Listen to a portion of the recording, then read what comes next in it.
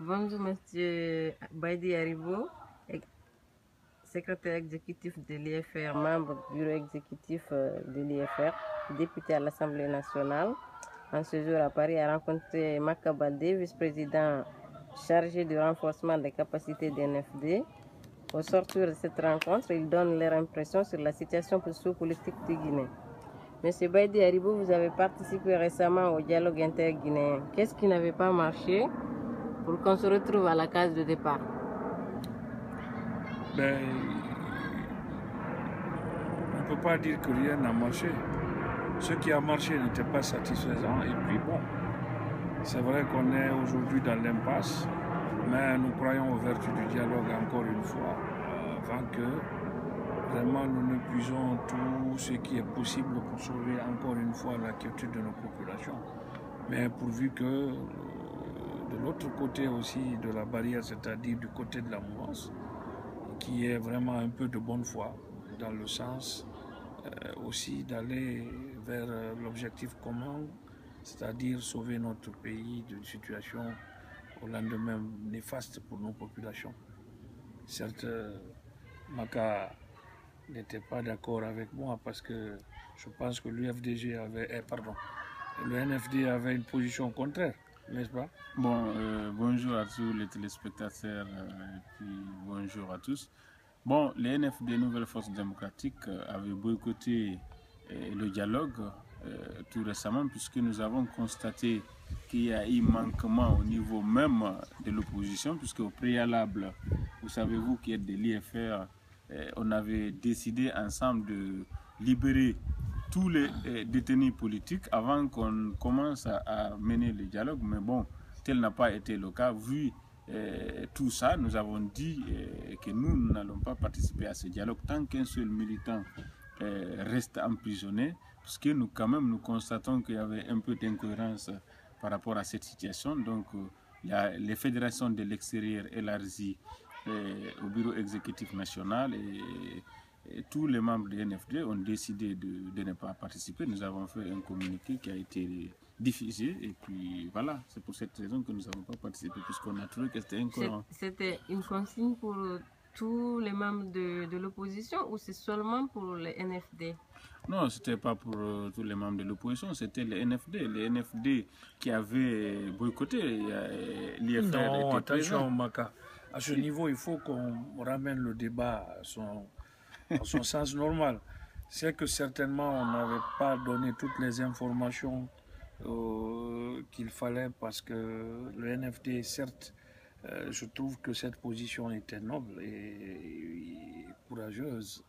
Mais ce qu'on n'avait pas dit, c'est qu'aujourd'hui, parmi les préalables que l'opposition avait posés au départ, il y avait la libération quand même de ses militants. Oui. Et Dieu seul sait qu'aujourd'hui, avec tout l'effort qu'on a fait sur, comment dirais-je, sur le dialogue et que tout ce qu'on a donné quand même comme gage, il y a eu cette libération en partie qui s'est effectuée pour permettre au dialogue de débuter dans les meilleures conditions. Parce que la situation des prisonniers, au départ, n'était pas, comment on appelle ça, ne faisait pas partie des questions préjudicielles. C'est à la dernière minute, effectivement, en plénière de l'opposition, qu'on l'a mis comme question préjudicielle, pouvant permettre quand même de donner un certain gage au dialogue qui devrait se faire.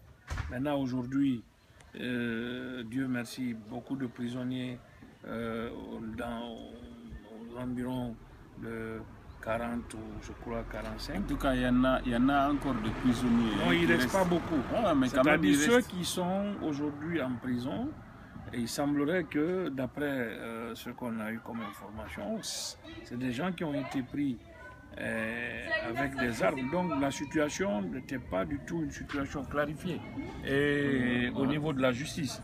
Alors donc les pourparlers sont en cours avec comment dirais-je, le ministère public, c'est-à-dire au niveau du ministère de la Justice, pour voir est-ce qu'on ne confond pas le statut des prisonniers arrêtés lors des manifestations et ceux des grands bandits.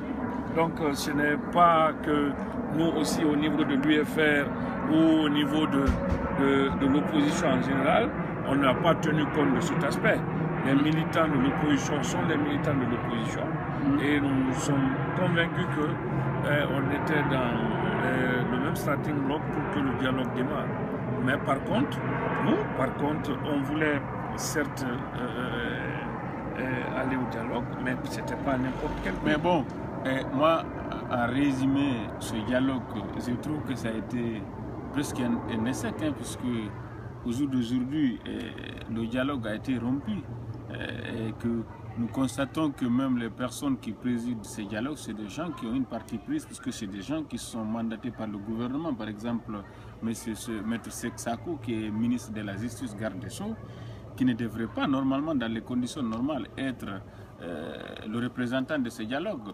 Et vous savez aussi, au niveau du dialogue, au niveau du RPG Arc-en-Ciel, ceux qui sont mandatés à passer la voie de la majorité, bon, tout le monde sait dans quelles conditions ils travaillent. Il faut toujours passer par le président de la République qui a le dernier mot. Moi, je pense que ce n'est pas un dialogue sérieux. Si c'était un dialogue sérieux... Et donc, M. Baïdi Aribo, vous rejoignez les NFD, vous les donnez raison? Non, c'est-à-dire qu'il faut... Je crois qu'il y a des nuances à lever sur ce problème. C'est-à-dire que quand on parle de facilitateur du dialogue et que ce soit un ministre du gouvernement, tout est question de confiance et de responsabilité. Eh bien, nous ne pouvons pas remettre en cause aujourd'hui la qualité de M. Sako, qui est quand même quelqu'un que j'apprécie beaucoup sur le plan intellectuel et sur le plan professionnel, et qui franchement, pendant tout le long de nos discussions, que ce soit dans ou à intra-dialogue ou extra-dialogue, a montré sa capacité à aller vraiment dans le bon sens. Mieux que ça, il faudrait que nous pensions que ce n'était pas seulement, comment on appelle ça, le gouvernement qui était à l'entremise de ce dialogue. Il y avait les représentants de la communauté internationale, oui, mais moi, c'est que qui, par la suite, quand même, ont joué un grand rôle. Quand on a vu que le dialogue à bâton rompu entre les deux camps n'évoluait pas, eh bien, on a essayé de faire un dialogue à mi-temps qui permettait à la communauté internationale de rencontrer l'opposition et en même temps de rencontrer aussi la mouvance pour évoluer sur les points. Aujourd'hui, nous avons dépassé plusieurs points qui étaient à l'ordre du jour. On est aujourd'hui bloqué sur 2 points, à savoir la situation des élus locaux et puis aussi le problème de la CENI. Donc ça ne veut pas dire pour nous que c'est un échec. Justement, qu'est-ce qui est à la base de ce blocage-là? Pourquoi ce blocage? Parce que d'aucuns c'est question d'approche. D'aucuns pensent que le ministre Cheikh Tidjara ou quoi, comment il s'appelle? Seck Sako serait à la base. Mais... Non, c'est pas lui en fait. Le problème, il y a une question d'approche et de compréhension des points. C'est-à-dire que pour le pouvoir, il fallait s'en tenir sur les questions liées aux élus locaux. Le pouvoir souhaitait qu'on s'en tienne aux délégations spéciales. Donc, dans la connotation, les mairies qui sont aujourd'hui des mairies qui ont leur mandat dépassé ne faisaient pas partir, n'est-ce pas, de ces, comment dirais-je, de ce point de discussion. À partir du moment où c'est des mairies qui étaient en place, qui n'ont pas été remplacées par les délégations spéciales. Ce que l'opposition recuse, c'est que l'opposition pense que, mairie ou pas, ils pensent que en enlevant déjà une mairie et en mettant une délégation spéciale, il y a violation des lois. Et mieux que ça, et très violente, oui, je suis d'accord avec vous. Mieux que ça, l'opposition pense que ces mairies qui sont en place et les conseillers communaux qui sont aujourd'hui dans ces mairies, ayant dépassé leur mandat de plusieurs 6 mois. Non, pas de 6 mois. De plusieurs normalement, années. c'était 6 mois. Non, ça c'est les délégations spéciales. Ouais, des délégations spéciales. Je parle des mairies qui sont installées depuis, je crois, 2000, dont aujourd'hui le mandat a largement été épuisé, sont dans la même situation. Donc il fallait évaluer cette situation sur le terrain et voir au prorata des comment on appelle ça, la proportion liée aux résultats des législatives pour voir ce que chacun pourra gagner. Voilà. Donc on est à ce niveau. Au niveau de la CENI, parce que le pouvoir parle de ne pas imposer le consensus à la loi.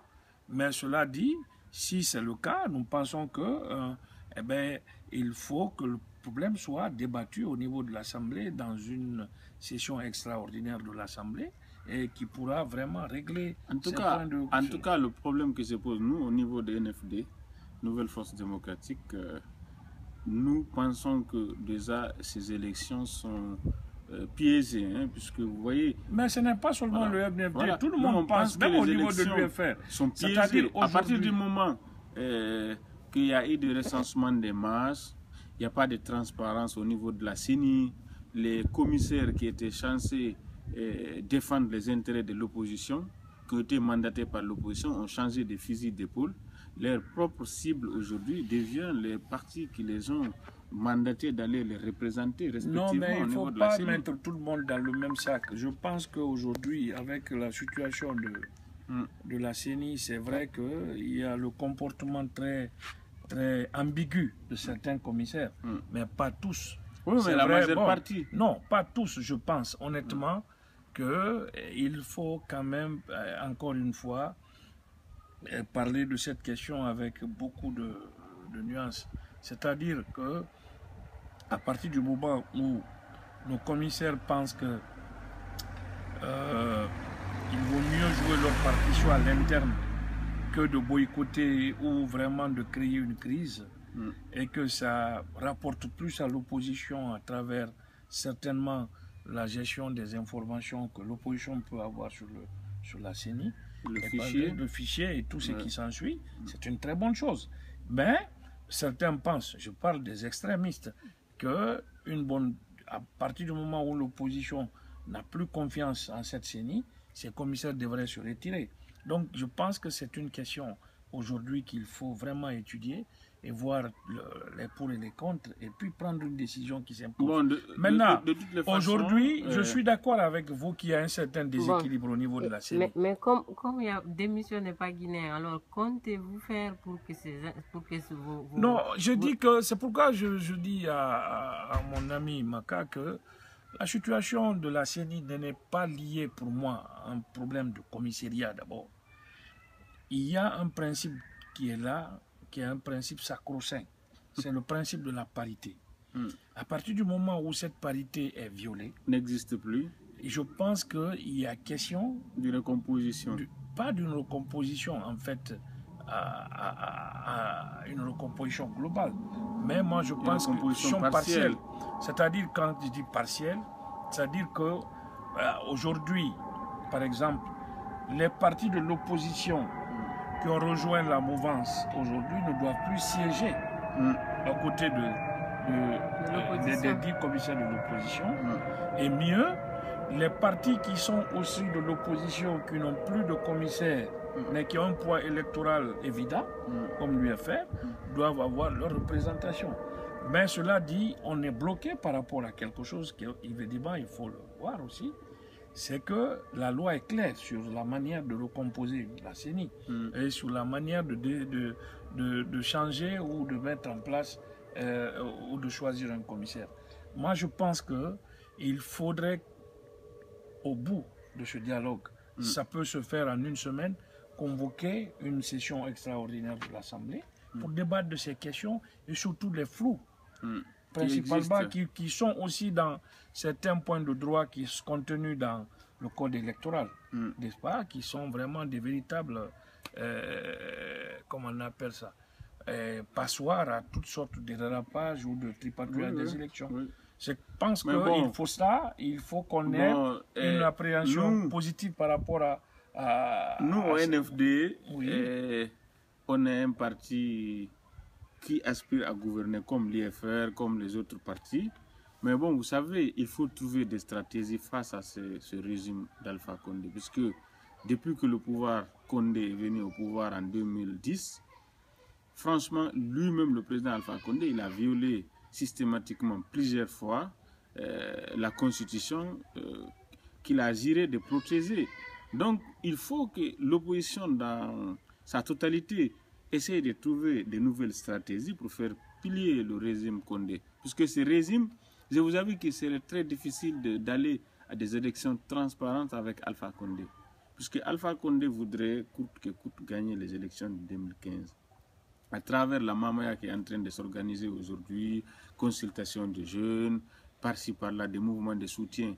Et puis tous les jours, on entend de nouveaux mouvements qui sont nés, qui ne représentent rien. C'est des gens, des opportunistes qui se réunissent pour venir prendre l'argent du contribuable guinéen pour donner à des vautours et qui essayent de saboter la République, puisque moi je considère que c'est un sabotage.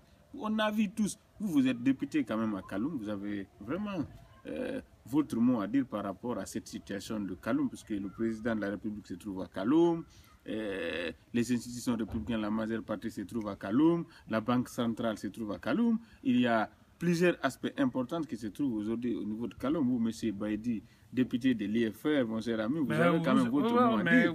C'est-à-dire que moi, je pense, moi, je me dis, quand on dit l'opposition doit trouver une stratégie, quelle stratégie vous voulez que l'opposition puisse encore trouver? Non, mais nous avons des moyens. Non, aujourd'hui, vous savez, moi, maintenant, le peu de temps que j'ai fait en politique, j'ai appris à connaître les Guinéens, j'ai appris à connaître vraiment, à analyser la situation.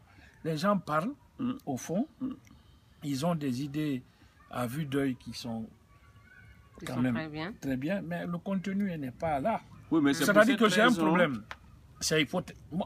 Maintenant, je suis devenu très pragmatique en politique. Et le pragmatisme, pour moi, c'est le terrain. Ouais. Nous sommes à 50 et quelques 54 ou 50 jours des élections. Vous comprenez? Nous avons quand même une échéance importante qui s'appelle les élections présidentielles. Mieux que ça, ces élections présidentielles sont un enjeu de taille aujourd'hui pour le pays, non, et pour la classe politique guinéenne. Parce qu'aujourd'hui, tout le combat qu'on a mené pendant les 5 ans, aboutissement, c'est lors de ces élections. Ouais. Soit l'opposition, n'est-ce pas, arrive au pouvoir, soit l'opposition continue c'est-à-dire à gérer le pays. Non, c'est-à-dire à ce niveau, il faut que cette stratégie dont vous parlez, moi je suis très bien d'accord avec le mot, l'opposition n'a qu'à trouver une stratégie. Mais aujourd'hui, il se trouve que les partis politiques, aujourd'hui, chacun va présenter des candidats. Puisqu'on n'est pas d'accord sur l'alternative de la candidature unique. Donc chacun va présenter. Mais à partir du moment où chaque candidat sera en face de son destin, qu'est-ce qu'on a la candidature unique, il reste une stratégie pour vous? Pour moi, c'était la meilleure. À partir du moment où, quand vous regardez le fichier électoral, vous pensez aujourd'hui que, comme il l'a dit Maka, la population de la Haute-Guinée a augmenté, la population électorale, je dis bien, et surtout aussi l'autre population, le recensement administratif et politique avait donné le même train-train. Non, la population électorale a beaucoup évolué par rapport aux autres pays, aux autres régions de la Guinée. Est-ce que, face à cette situation, aujourd'hui, pour faire sauter les verrous du communautarisme qui caractérise notre élection, est-ce que pour permettre à l'opposition de mettre en place une stratégie commune avec une vision commune, avec les moyens communs, est-ce que, pour moi, c'était le meilleur. Mais à partir du moment où ça, ce n'est pas accepté, que chacun doit aller maintenant face à son destin, chaque candidat va présenter son programme de société. Moi, je trouve que... Il n'y a plus d'opposition, il n'y a plus de mouvance. Il n'y aura que des candidats en face de leur peuple. Oui, c'est clair. Maintenant, face à cette situation, qu'est-ce que nous pouvons avoir comme stratégie? Mais le problème, nous, on veut le changement au niveau de l'opposition. La stratégie que moi, je pense en tant que vice-président NFD, c'est que chacun va aller aux élections et une fois, si un candidat n'est pas déclaré vainqueur au premier tour, que je trouve impossible, le second tour, les autres leaders de l'opposition s'alignent derrière celui qui est passé au second tour. Ça, c'est au second tour. Oui. Oui, c'est ce que je parle. Je sais que je sais au second tour. Et je sais qu'il n'y aura pas un coup KO par n'importe quel candidat. Admettons qu'il n'y ait pas de second tour. Je ne crois pas à ça. Oui, non. C'est-à-dire on est dans des cas de figure politique. Non, mais aujourd'hui, actuellement... Attends, je finis. C'est-à-dire que je veux bien qu'on aille sur... Non, on est en train de... Non. Chacun est en train de donner son idée. C'est-à-dire que les hypothèses sont des éléments fictifs en matière d'analyse. Chacun donne un cas de figure donné. Je suis d'accord d'une part. Je suis d'accord avec vous. Examiner toutes déjà, le problème de stratégie en cas de second tour est connu. Celui qui vient premier, tout le monde se met derrière. Ça, c'est déjà connu. Okay. Tout le monde sait ça, ça a été développé. Ça. Mais au cas où, aujourd'hui, avec les éléments... avec les éléments de fichier qu'on a, ou presque avec rien que la population de Kankan, comment dirais-je, qui est le fief de RPG, on caracole autour de 40 ou 30 et quelques, 35%. N'est-ce pas? Est-ce qu'on peut dire qu'aujourd'hui, les éléments fictifs qui sont encore dans le fichier, qui peuvent lui permettre de ramasser un peu partout dans les autres régions, nous pouvons empêcher? Mais moi, je pense que M. Baïdi, en toute sincérité... Si vous n'avez plus confiance, pourquoi allez-vous à l'élection? En toute sincérité, je voulais répondre. En toute sincérité. Au niveau de l'opposition, il faut qu'on soit clair et précis. Puisque si nous constatons nous-mêmes qu'il y a la fraude, mais bon, qu'on refuse d'aller aux élections, qu'on impose qu'il y ait la transparence. Ça, s'il n'y a pas de transparence... Maintenant, c'est un élément d'appréciation qu'il faut poser au niveau de la présidente de l'opposition. Voilà. Mais je pense... Non, je pense, à partir du moment où, encore une fois, vous avez des candidats qui vont se présenter au nom de leur parti. Chaque candidat a ses intérêts. C'est pas ça? C'est clair. Et mieux que ça, chaque parti a sa stratégie. Oui. Moi, je pense que le boycott sera la pire des erreurs. Non, on ne va pas boycotter. Maintenant, je n'ai pas parlé de boycott. Attendez, je finis. Vous avez écouté tout à l'heure. Moi, je pense qu'il faut faire confiance à ce peuple-là. On a dit que ce peuple aujourd'hui est prêt à ce changement, malgré l'augmentation fictive des machins. Moi, je pense que le meilleur moyen des partis qui vont participer, parce que je ne veux plus parler d'opposition, ni de mouvance. Maintenant, les partis politiques qui veulent le changement lors de ces élections doivent se mettre sur la table ensemble, parler de la stratégie commune pour contrecarrer cette fleur. Pourquoi? Que le fichier soit à 2 millions d'augmentation. L'essentiel, c'est les gens qui doivent voter, non? Et quand les gens doivent aller voter dans leur circonscription. Oui ou non? Oui. Et si l'opposition aujourd'hui a une stratégie commune de contrôle réel du vote à partir des bureaux de vote, si l'opposition a une stratégie commune de partage d'informations des PV de bureaux de vote, si l'opposition a une stratégie commune d'essayer de défendre le vote des citoyens pour que ça ne soit pas manipulé, je pense que ces élections peuvent nous être profitables. Mais tout ce qui est lié à des débats extrêmes qui lancent un dévolu déjà c'est-à-dire à la capacité du pouvoir à tricher, il ne faut pas rentrer dedans, pour moi, de ma part. C'est-à-dire que je pense que même si on a des appréhensions, je pense que les réalités du terrain sont tout autres. Mais je vais vous dire quelque chose. On a eu déjà des exemples. Ce n'est pas la première élection. Nous savons dans quelles conditions Alpha est venu au pouvoir. Avec ses 18% au premier tour, un candidat qui avait 44%, qui avait eu l'IFR de Sidia Touré, qui avait 13%, qui avait eu AB Silla, la NGR, qui avait eu Bariko, qui avait eu presque tous les poids lourds de l'opposition. Nous avons vu ce qui s'est passé. Et Alpha n'était accompagné que de Kouyaté qui avait 7%, Papa Koli qui avait 5%, c'était tout. Tous les autres, les Ousmane, Kaba et Konsou, c'était du 0,0, on a vu ça. On a vu comment le second tour a été organisé. Et aux élections législatives, nous sommes partis aux élections législatives. Mais chacun pensait qu'il allait gagner. Non, écoutez, mais bon, on s'est servi. Voilà maintenant des cas de discussion qu'il faut avoir au sein de l'opposition. Ou peut-être au sein même des partis qui veulent le changement. Nous avons des éléments d'appréciation qui nous ont permis de comprendre comment 18% a gagné contre 44%. Contre 44%. Nous sommes arrivés aux législatives. Nous avons vu ce qui s'est passé. Nous avons vu les failles aussi. Fraude. Oui, non, on a vu les failles au niveau de ces élections. Mais aujourd'hui, ces éléments-là constituent pour nous un facteur d'analyse. Attention, je pense que l'opposition aujourd'hui a des atouts et des éléments sûrs sur lesquels se reposer pour faire le changement.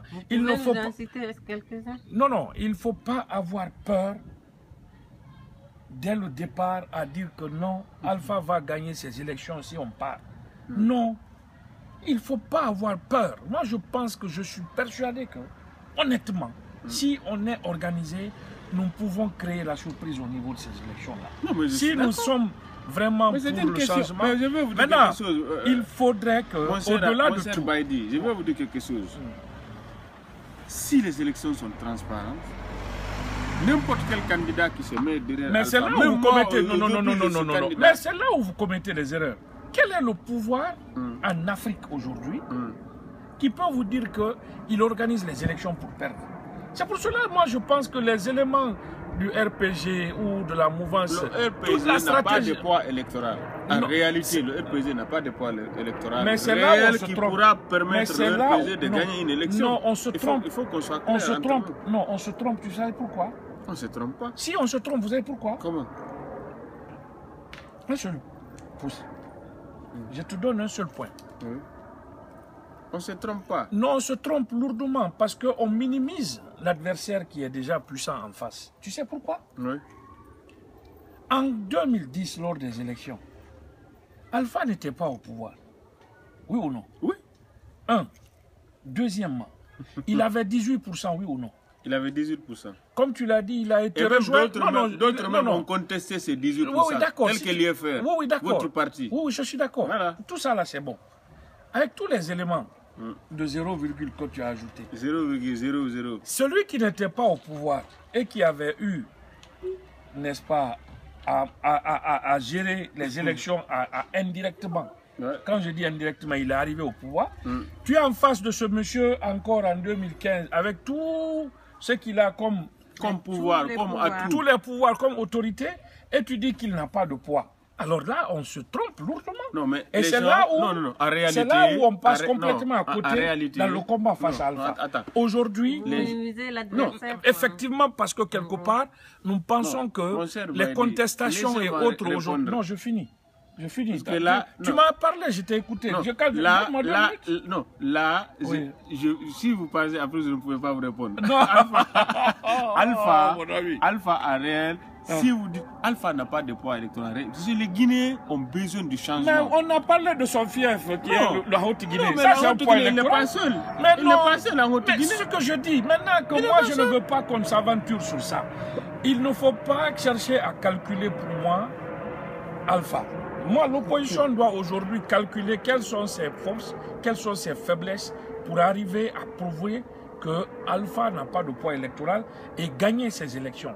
Sur la base de quoi? Sur la base des atouts et des éléments qu'on a sur le terrain. C'est ce que moi je veux. Ça veut dire que moi, les discussions fantaisistes de débats, il faut je n'ai rien à vous apprendre. Parce que vous savez dans quelles conditions l'IFR a gagné Kaloum. Je n'ai rien à vous apprendre. Oui.